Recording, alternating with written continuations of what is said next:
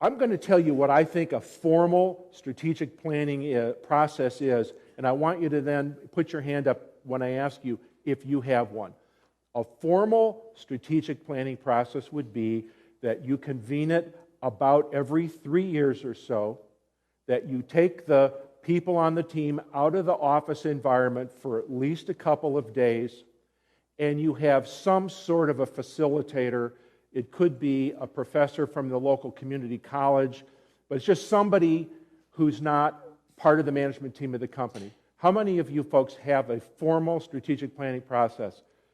That's really encouraging. It's not maybe quite as high as 40% there, but it's a good sign, and this has been an upward trajectory in the wholesale distribution world since NAW first asked that question in the Facing the Forces of Change. In 1982, 4% of the wholesale distributors indicated they had some sort of process.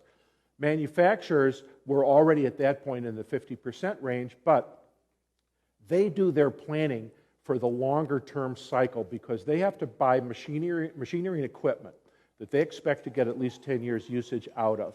We wholesale distributors, which two assets make up 80% of our total assets on our balance sheet? Which two assets? 80%. There you go. Okay, well-educated audience. You've been reading your prior reports, I hope, and you already know that receivables and inventory are our biggest assets. They're current assets, so we can turn around our little battleship on maybe not on a dime, but we can turn it around pretty quickly. However, I would say there is a long-term investment we make that's not on our balance sheet.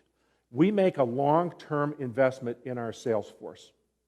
And that is a decision we make to build a sales force that we expect to get long-term performance from, just like a manufacturer intends to get long-term performance from their machinery and equipment investment.